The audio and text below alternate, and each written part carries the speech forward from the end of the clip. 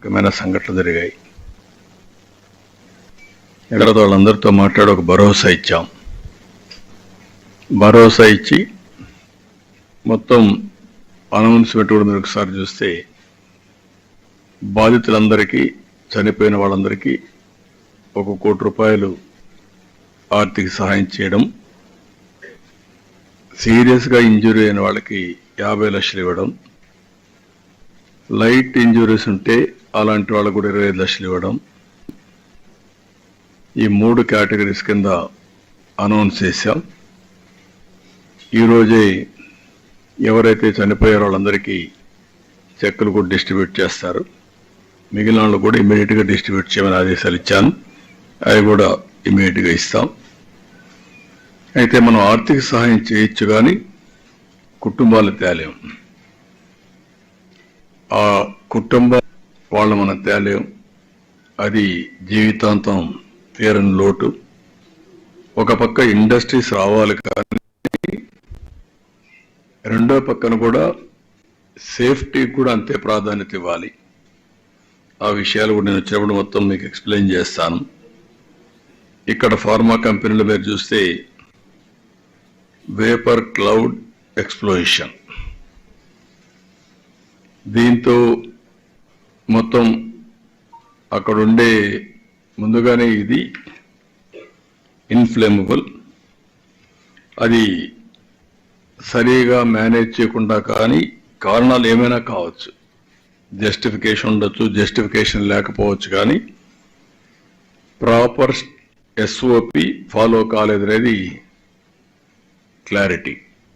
ఎవరైనా సరే proper SOP follow అయితే ఈ ప్రాబ్లం వచ్చేది కాదు.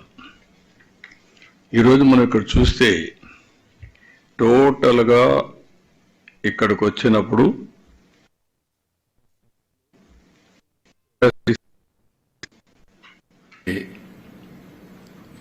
అలా ఈ ఎస్సీజెడ్లోకి వస్తే అచ్యుతాపురంలో 1949 ఎకరాలు ఉంది. ఇక్కడ 95 ప్లాట్లు ఉన్నాయి. 66 ప్లాట్స్లో ఇప్పటికే అలాట్ చేశారు. అందులో 36 వచ్చాయి, 26 పనిచేస్తున్నాయి. ఇది మొత్తం ఇదే కాకుండా ఇంకొక పక్కన కూడా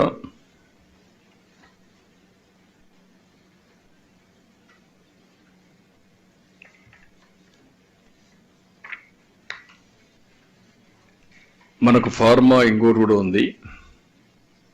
ఈ 2 ఫార్మా యూనిట్లు కూడా ఇక్కడనే మనం చూస్తే 280 యూనిట్లు, 208 యూనిట్లు వస్తాయి. బోత్ ఎస్సీజెడ్, నాన్ ఎస్సీజెడ్ రెండు కలిపి. అలాంటిది ఇది ఇంకా పూర్తిగా ఫుల్ ప్లెడ్జ్లో ఈ సెక్యూరిటీ స్టాండర్డ్స్ కానీ ఇవి కూడా జరగలేదు. ఇప్పుడు ఇంకొక పక్కన చూస్తే లాస్ట్ 5 ఇయర్స్లో 1924 మొత్తం ఇక్కడికి వస్తే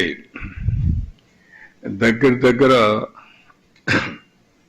119 ఇన్సిడెంట్లు జరిగాయి. విశాఖపట్నం అందులో 120 మంది చనిపోయారు. 1920లో 4 జరిగాయి, 21లో దగ్గర 3 జరిగాయి, 22లో 4 జరిగాయి, 23లో మళ్ళీ 22లో 20, 4, 21, 3, 22, 4, 23, 5. ఇప్పుడు వచ్చే కొందికి అచ్యుతాపురం ఇంకొకటి. ఇంత మునిపే ఏప్రిల్లో మళ్ళా ఒక ఇన్సిడెంట్ జరిగింది. ఎల్జీ పాలిమర్స్ జరిగినప్పుడు ఒక దానికి దీనికి డిఫరెన్స్ మీరు చూస్తే అది పాయిజనస్ కెమికల్. ఇక్కడ పాయిజనస్ కెమికల్ కాదు కానీ ఎక్స్ప్లోజివ్ కెమికల్. ఆ బిల్డింగ్ మనం చూసాం, చాలా భయంకరం. వాల్స్ ని లేపుకుంటూ అక్కడ ఉండే మనుషులు కూడా తీసేపోయి ఆ గోడకు పైన ఆ ఫెన్సింగ్ మీద పడేసే పరిస్థితి వచ్చింది. అంటే అంత పవర్ఫుల్ బ్లాస్ట్ అయ్యే పరిస్థితికి వచ్చింది. దీన్ని చూసినప్పుడు అక్కడ సంఘటనల్ని మీరు ఎగ్జామిన్ చేశారు కాబట్టి నేను మాట్లాడడం లేదు డీటెయిల్స్ అన్ని. దీని మీద మనం ఒకసారి చూస్తే పాలిమర్స్ అయినప్పుడు ఒక I4 కమిటీ కూడా వేశారు. ఆ I4 కమిటీ వేశారు, నామమాత్రంగా ఆర్డర్స్ ఇష్యూ చేశారు, ఎగ్జిక్యూషన్ 0. దీనివల్ల టోటల్గా ఈరోజు ఈ పరిస్థితి వచ్చే దానిపైన మీరు చూస్తే జీవో 156 ఒకటి రిలీజ్ చేశారు. కాకినాడలో ఒక సంఘటన జరిగితే అప్పుడు కూడా జీవో 79 రిలీజ్ చేశారు. కానీ రెగ్యులేటరీ అథారిటీస్ మాత్రం నామమాత్రంగా చర్యలు తీసుకున్నారు తప్ప ఎక్కడ యాక్షన్స్ తీసుకునే పరిస్థితులు లేరు. దానివల్ల రిపీటెడ్గా జరుగుతున్నాయి. ఏది ఏమైనా దీన్ని నేను డీటెయిల్స్ అన్ని కూడా ఎప్పటికప్పుడు చెప్తాను, కానీ నేను ఇంకా డీటెయిల్స్ ఫర్దర్గా వెళ్ళడం లేదు. ఫర్మ్ యాక్షన్ తీసుకుంటే తప్ప ఇక్కడ ఇవన్నీ కూడా ఫుల్ స్టాప్ పెట్టలేం. I want to go very clearly. నేను ఒకసారి అప్పీల్ చేస్తున్నా ఆల్ ఇండస్ట్రియలిస్టులకి, మీరు కూడా ఈ రెడ్ కేటగిరీలో ఉండే ఇండస్ట్రీస్ అన్ని మీరు జాగ్రత్తలు తీసుకోవాలి. మీరు మాకు కూడా గవర్నమెంట్కి కానీ ప్రజలకు కానీ ఇండస్ట్రీ రావాలి, ఎంప్లాయ్మెంట్ కావాలి, వెల్త్ క్రియేట్ చేయాలి. అదే సమయంలో ప్రజల సేఫ్టీ కూడా ఈక్వల్ ఇంపార్టెన్స్ ఇవ్వాలి. అందుకే ఆల్ ఇండస్ట్రియలిస్ట్ని ఈ మీటింగ్ ద్వారా నేను పిలిపిస్తున్నాం.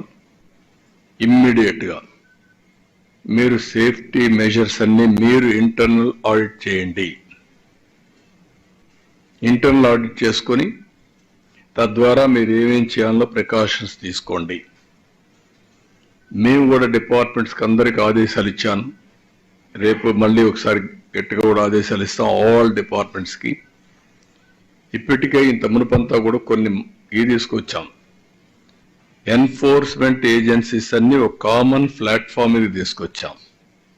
ఎవరి పాటికి వాళ్ళు పోయి ఇండస్ట్రీస్ అంతా కూడా ఎవ్రీడే పోయి గొడవ చేయడం కంటే either pollution board, pollution control board, or labor, or boilers, factories, legal metrology, వీళ్ళు 5 కూడా కంబైన్డ్గా వెళ్ళి ఇంకా కొన్ని ఏజెన్సీస్ ఉన్నాయి రెడ్ కేటగిరీ ఇండస్ట్రీస్కి, వీటికి వీళ్ళందరూ కూడా కంబైన్డ్గా వెళ్ళాలి, టీమ్గా వెళ్ళాలి. అది కూడా సిస్టమ్ డ్రివన్ సెలెక్షన్ వీళ్ళు చేయడానికి వీలు లేదు. ఆ రోజు మేము పెట్టింది అవి కూడా అనలైజ్ చేయమన్నారు ఇండస్ట్రీస్ మినిస్టర్ సెక్రటరీని. ఒక సిస్టంలోనే వస్తుంది, ఎవరు అడిగే పని లేదు. వాళ్ళు పోయి చెక్ చేస్తారు. చెక్ చేసిన తర్వాత రిపోర్ట్ ఇస్తారు 24 అవర్స్లో. అవి కంపైల్ చేసి మళ్ళా సిస్టంలో పెట్టాలి.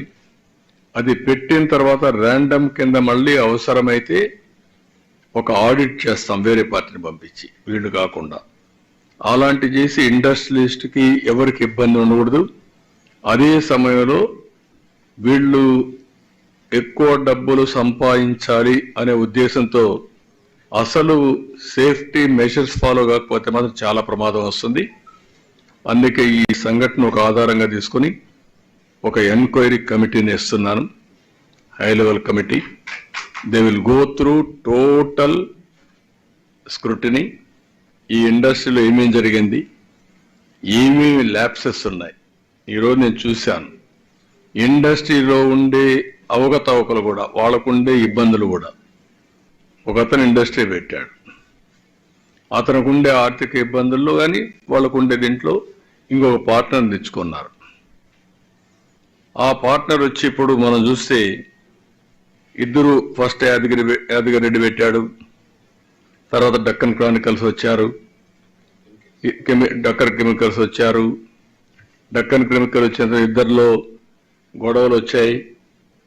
వాళ్ళ గొడవలు కూడా దీనికి రిఫ్లెక్ట్ అయ్యే పరిస్థితి వచ్చింది. ఈ రోజు ఇంత సీరియస్ ఇష్యూ జరిగిన తర్వాత, ఇంతమంది చనిపోయిన తర్వాత ప్రమోటర్ ఎవరైతే ఫ్యాక్టరీ పెట్టాడో ఈ should have come. That is his responsibility, fundamental duty.